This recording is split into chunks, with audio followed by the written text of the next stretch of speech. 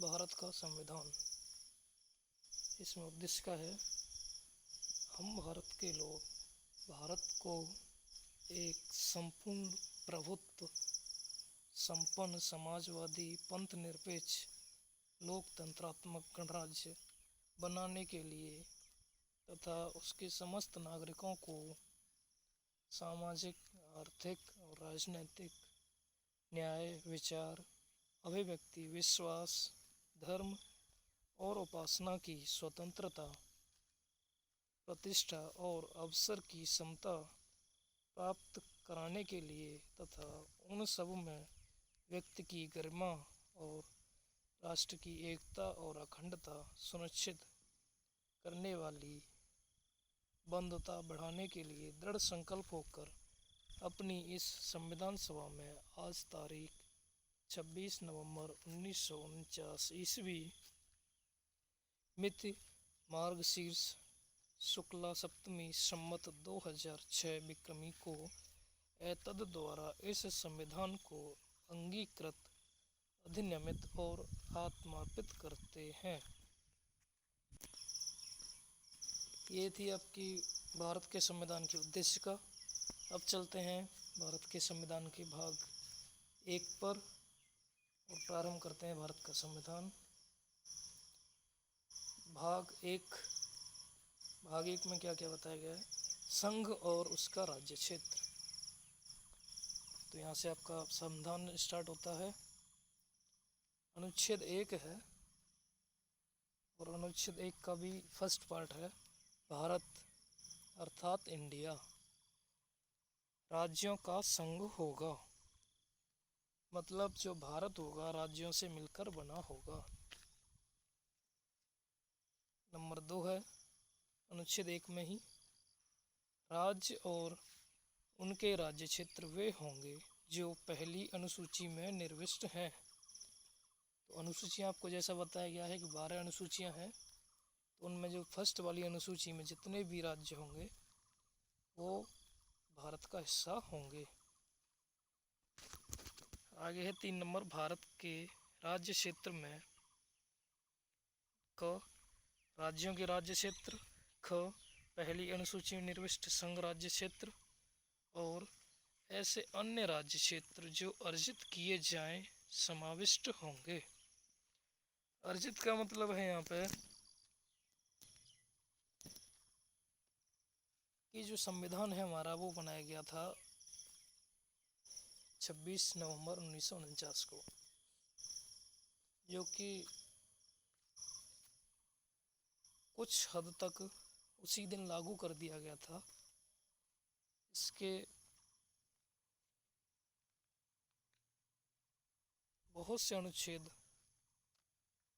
उसी दिन से लागू हो गए थे और शेष जो बचे अनुच्छेद थे वो सभी एक निश्चित तारीख 26 जनवरी 1950 को संविधान को पूर्णतः लागू कर दिया गया था। 26 नवंबर 1949 तक इसमें संशोधन होते रहे और फाइनली 26 जनवरी 1950 को संविधान सभा ने इसे लागू कर दिया।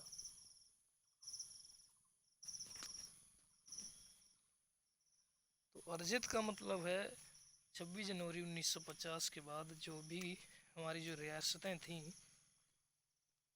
अगर हम उनको भारत में ऐड कर सकते थे तो उसलिए ये वर्डिंग डाली गई थी, जिससे कि बाद में भी संशोधन होते रहे हैं और भारत में राज्य बढ़ते गए हैं, केंद्र शासित प्रदेश बढ़ते गए हैं।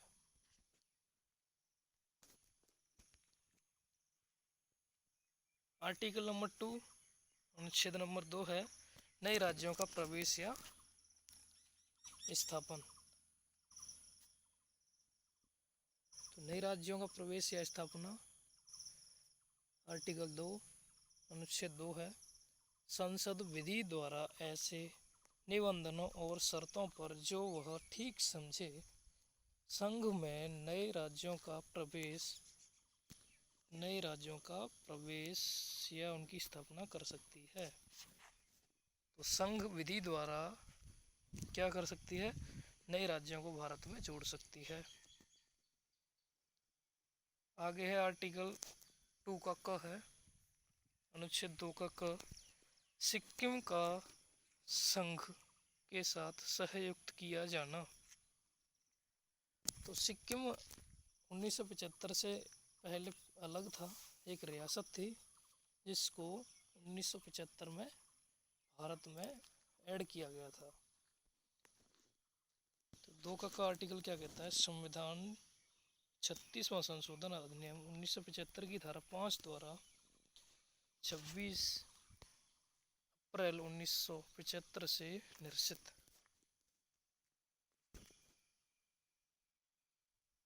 ठीक है। आगे है आर्टिकल 3 अनुच्छेद 3, नए राज्यों का निर्माण और वर्तमान राज्यों के क्षेत्रों, सीमाओं या नामों में परिवर्तन। तो अनुच्छेद 3 क्या कहता है, संसद विधि द्वारा, नंबर का है फर्स्ट इसमें, किसी राज्य में से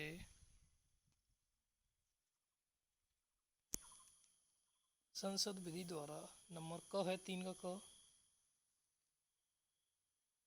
किसी राज्य में से उसका राज्य क्षेत्र अलग करके अथवा 2 या अधिक राज्यों को या राज्यों के भागों को मिलाकर अथवा किसी राज्य क्षेत्र को किसी राज्य के भाग के साथ मिलाकर नए राज्य का निर्माण कर सकेगी। तो ये संसद को अधिकार दिया गया है कि वो विधि द्वारा किसी राज्य में से उसका राज्य क्षेत्र अलग करके किसी भी राज्य में से कुछ हिस्सा उसमें से हटा दे, या 2 या 2 से अधिक राज्यों को या राज्यों के भागों को मिलाकर अथवा किसी अन्य राज्य क्षेत्र को किसी राज्य के भाग में के साथ मिलाकर नए राज्य का निर्माण कर सकती है। मतलब कहने का यही है सीधा सीधा कि संसद को ये अधिकार दिया गया है कि वो एक पूरी विधि द्वारा, जो कि जैसे संसद में कोई बिल पारित होता है, विधेयक पहले लोकसभा से पारित होगा, फिर राज्यसभा से होगा, फिर उस पर राष्ट्रपति के हस्ताक्षर होंगे। इस विधि द्वारा सरकार किसी भी राज्य में से उसका छोटा सा हिस्सा निकाल के दूसरे राज्य का निर्माण कर सकती है, या किन्हीं 2 राज्यों को मिलाकर एक राज्य भी बना सकती है। तो ये जो है आर्टिकल 3 में दिया गया है। जैसा कि आपको पता है, जो लेटेस्ट तेलंगाना को अलग किया गया है आंध्र प्रदेश से, और जम्मू कश्मीर में भी जम्मू और लद्दाख बनाया गया है, लेह लद्दाख। तो इस तरह से ये समय समय पर होते रहते हैं कानून में बदलाव। आगे है आर्टिकल 3 का ख, किसी राज्य का क्षेत्र बढ़ा सकेगी। ग, किसी राज्य का क्षेत्र घटा सकेगी। घ, किसी राज्य की सीमाओं में परिवर्तन कर सकेगी। ण, किसी राज्य के नाम में परिवर्तन कर सकेगी। आगे है, यही आर्टिकल 3 ही चल रहा है अभी।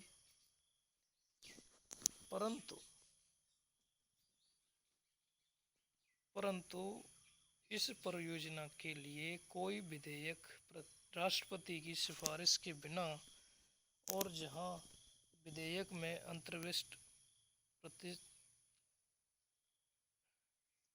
प्रस्थापना का प्रभाव राज्यों में से किसी के क्षेत्र, सीमाओं या नाम पर पड़ता है, वहां जब तक उस राज्य के विधानमंडल द्वारा उस पर अपने विचार ऐसी अवधि के भीतर जो निर्देश में निर्दिष्ट की जाए, या ऐसी अतिरिक्त अवधि के भीतर जो राष्ट्रपति द्वारा अनुज्ञात की जाए, प्रकट किए जाने के लिए वह विधेयक राष्ट्रपति द्वारा उसे नहीं कर दिया गया और इस प्रकार निर्दिष्ट या अनुज्ञात अवधि समाप्त नहीं हो गई, संसद के किसी सदन में पुनर्स्थापित नहीं किया जाएगा। कहने का मतलब है कि जब भी ऐसा होगा कि नया कोई राज्य बना जाएगा या फिर दो राज्यों को मिलाकर एक राज्य बनाया जाएगा, तो उस संबंध में विधानमंडल द्वारा विचार रखना जरूरी है, कंपलसरी है। जो भी विधानमंडल का विचार आएगा उसके आधार पर ही संसद बिल पारित कर सकेगी, उसमें भी राष्ट्रपति की अनुमति जरूरी है। आगे इसमें स्पष्टीकरण दिया गया है। इस अनुच्छेद, कौन सा अनुच्छेद? अनुच्छेद 3। इस अनुच्छेद के खंड क से खंड ड, जो भी आपको ये खंड क से खंड ड ये जो पढ़ाए हैं ये वाले, इनमें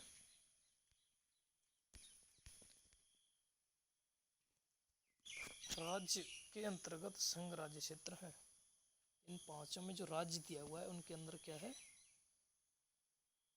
उसका मतलब ही संघ राज्य क्षेत्र है। लेकिन परंतु मैं राज्य के अंतर्गत संघ राज्य क्षेत्र नहीं है। इनके अलावा कहीं भी राज्य का मतलब संघ राज्य क्षेत्र नहीं है। आगे स्पष्टीकरण 2 दिया हुआ है इसमें। खंड क के द्वारा संसद को प्रदत्त शक्ति के अंतर्गत किसी राज्य या संघ राज्य क्षेत्र के किसी भाग को किसी अन्य राज्य या संघ राज्य क्षेत्र के साथ मिलाकर नए राज्य या संघ राज्य क्षेत्र का निर्माण करना है। तो आगे है आर्टिकल 4। आर्टिकल 4 में फर्स्ट पार्ट है, अनुच्छेद 2 या 3 में निर्दिष्ट किसी विधि में पहली अनुसूची और चौथी अनुसूची के संशोधन के लिए ऐसे उपबंध अंतर्विष्ट होंगे जो उस विधि के उपबंधों को प्रभावी करने के लिए आवश्यक हों, तथा ऐसे अनुपूरक, आनुषंगिक और पारमाणिक उपबंध भी जिनके अंतर्गत ऐसी विधि से प्रभावित राज्य या राज्यों की संसद में और विधानमंडल या विधानमंडलों में प्रतिनिधित्व के बारे में उपबंध है, अंतर्विष्ट हो सकेंगे, जिन्हें संसद आवश्यक समझे। इसमें सेकंड है आर्टिकल 4 का 2। पूर्वोक्त जो ऊपर लिखा हुआ है प्रकार की कोई विधि अनुच्छेद 368 के प्रयोजनों के लिए संविधान का संशोधन नहीं समझी जाएगी। तो इस तरह से आपका भाग 1 संघ और राज्य क्षेत्र था, उसमें आपके 4 आर्टिकल थे। आगे है भाग 2 नागरिकता। इसमें आर्टिकल 5 क्या कहता है, संविधान के प्रारंभ पर नागरिकता। जिस दिन से संविधान बना है उस समय नागरिकता किस तरह से मिली आपको और आगे कैसे मिलेगी वो आगे वाले अनुच्छेद में बताया गया है। तो अनुच्छेद 5 में केवल ये बताया गया है कि संविधान के प्रारंभ पर नागरिकता। तो आर्टिकल 5 क्या कहता है, इस संविधान के प्रारंभ पर प्रत्येक व्यक्ति जिसका भारत के राज्य क्षेत्र में अधिवास है, मतलब वो रेजिडेंस है, रहता है भारत में, और अधिवास हो या फिर कब में कह रहा है जो भारत के राज्य क्षेत्र में जन्मा था या तो भी रह रहा है, उसके पास रेजिडेंस है, रहता है, या फिर जो भारत के राज्य क्षेत्र में जन्मा था, भारत में वो जन्मा था। ख कहता है जिसके माता या पिता में से कोई भारत के राज्य क्षेत्र में जन्मा हो, या तो वो खुद भारत में जन्मा हो या उसके माता या पिता भारत में जन्मे हो। ग जो ऐसे प्रारंभ से ठीक पहले कम से कम 5 वर्ष तक भारत के राज्य क्षेत्र में मामूली तौर पर निवास कर रहा हो, या तो वो 5 साल से पहले निवास कर रहा हो यहाँ पे संविधान बनने से पहले, भारत का नागरिक होगा। ये तो क्लियर, जिस दिन से संविधान लागू हुआ था उस दिन से नागरिकता उनको मिल गई जो भारत में जन्मे थे, या जिनके माता पिता भारत में जन्मे थे, या जो भारत में रह रहे थे, उनका रेजिडेंस था, या फिर जो व्यक्ति भारत में संविधान आने से 5 वर्ष पहले तक रह चुके हैं, रह रहे हैं 5 वर्ष से बाहर के हैं, तो भी उनको नागरिक भारत का समझा जाएगा। आगे क्या कहता है जो अनुच्छेद 6 है, मोस्ट इम्पोर्टेंट। अनुच्छेद 6 में क्या कह रहा है? पाकिस्तान से भारत को प्रव्रजन मतलब आने वाले कुछ व्यक्तियों की नागरिकता के अधिकार जो पाकिस्तान से भारत में आ रहे हैं। तो आर्टिकल 6 में पढ़ते हैं, अनुच्छेद 6। अनुच्छेद 5 में किसी बात के होते हुए भी, अनुच्छेद 5 में जो बातें हैं उनके अलावा कोई व्यक्ति जिसने ऐसे राज्य क्षेत्र से जो इस समय पाकिस्तान के अंतर्गत है भारत के राज्य क्षेत्र का प्रवचन किया है, इस संविधान के प्रारंभ पर भारत का नागरिक समझा जाएगा। तो ऐसा व्यक्ति जो कि पहले भारत पाकिस्तान एक ही था, भारत पाकिस्तान के बंटवारे से पहले वो भारत में ही था, लेकिन बंटवारे में वो पाकिस्तान में चला गया। अगर वो वापस भारत आना चाह रहा है तो कब नागरिक समझा जाएगा उसको? नंबर क, यदि वह अथवा उसके माता पिता में से कोई, अथवा उसके माता पितामही मातामहों में से कोई मूल रूप से यथा अधिनियमित भारत शासन अधिनियम 1935 में परिभाषित भारत में जन्मा था। अगर कोई भी उसका माता पिता या फिर दादाजी दादी कोई भी अगर भारत में जन्मा है तो उसे भारत का नागरिक समझा जाएगा।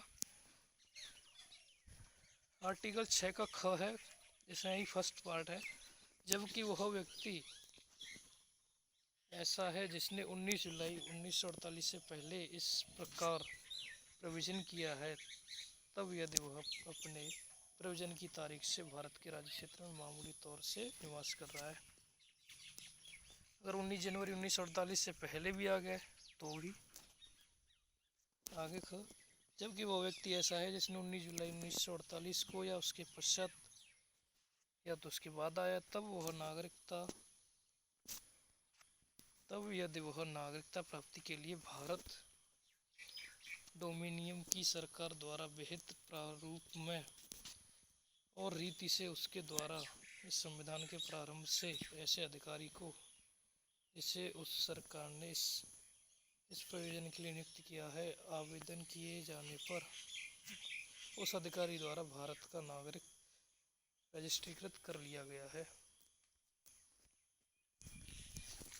मतलब या तो आप 19 जुलाई 1948 से पहले आ चुके हैं या आपके माता पिता यहाँ रहते हैं। अगर आप 19 जुलाई 1948 के बाद भी आते हैं तो आपका भारत में रजिस्ट्रेशन होना चाहिए।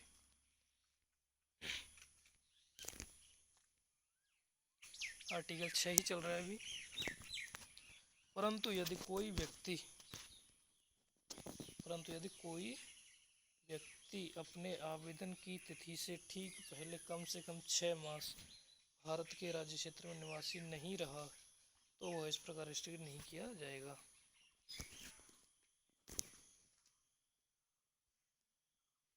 तो रजिस्ट्रेशन नहीं किया जाएगा। आगे है अनुच्छेद 7।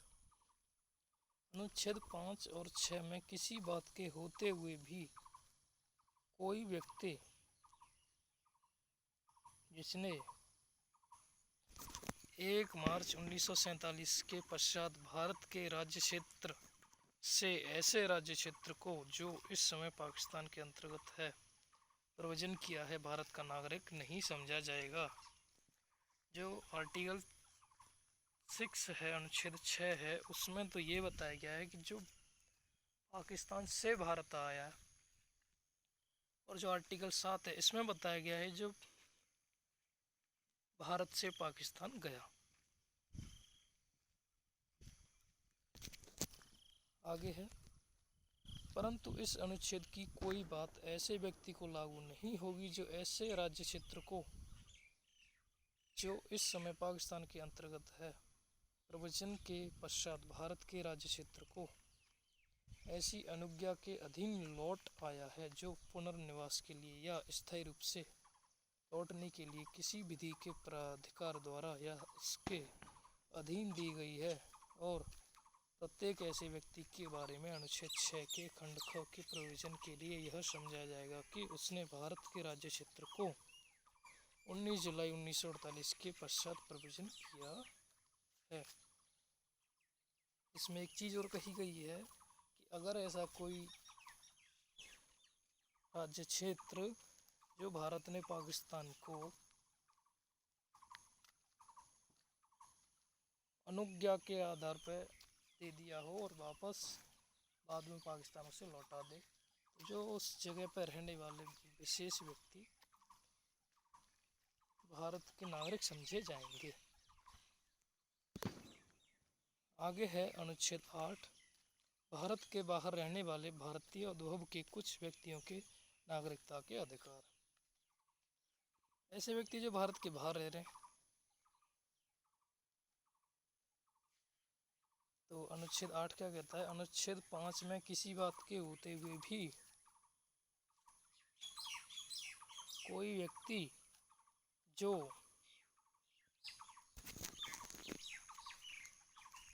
या जिसके माता पिता में से कोई अथवा पितामह या मातामह या मातामही में से कोई मूल रूप से यथा अधिनियमित भारत शासन अधिनियम 1935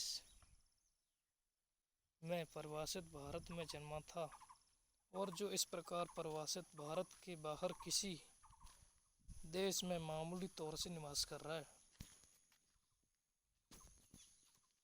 भारत का नागरिक समझा जाएगा।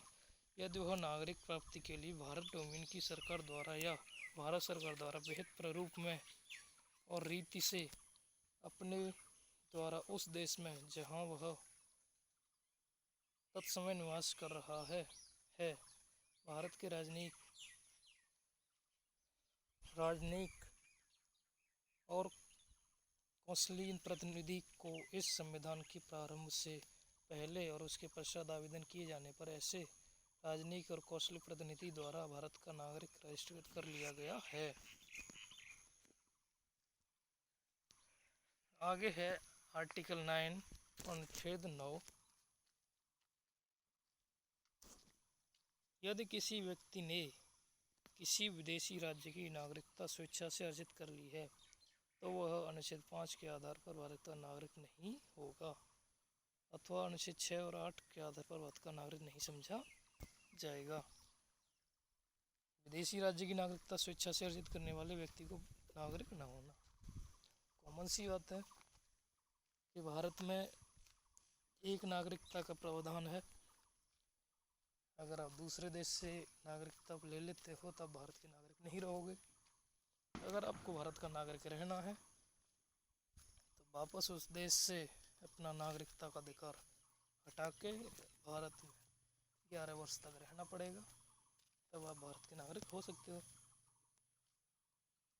आगे है अनुच्छेद 10 नागरिकता के अधिकारों का बना रहना। तो अनुच्छेद 10 बहुत इम्पोर्टेंट है आपके लिए। प्रत्येक व्यक्ति जो इस भाग के पूर्वगामी उपबंधों में से किसी के अधीन भारत का नागरिक है या समझा जाता है, ऐसी विधि के उपबंधों के अधीन रहते हुए जो संसद द्वारा बनाई जाए भारत का नागरिक बना रहेगा। तो जो आर्टिकल 10 है, अनुच्छेद 10, ये सुनिश्चित करता है कि आपकी नागरिकता कोई भी नहीं छीन सकता। ठीक है। अनुच्छेद 11, संसद द्वारा नागरिकता के अधिकार का विधि द्वारा विनियमन किया जाना। अनुच्छेद 11 में क्या लिखा है? इस भाग के पूर्वगामी उपबंधों की कोई बात नागरिकता के अर्जन और समाप्ति के तथा नागरिकता से संबंधित अन्य सभी विषयों के संबंध में उपबंध करने की संसद की शक्ति का अल्पीकरण नहीं करेगी। तो इस तरह से आपके भाग 2 खत्म होते हैं। हम अनुच्छेद 11 तक पहुंच चुके हैं। पसंद आया आर्टिकल तो आगे भी हमें बताना कमेंट करके, हम आगे भी वीडियो ऐसे बनाते रहेंगे। धन्यवाद।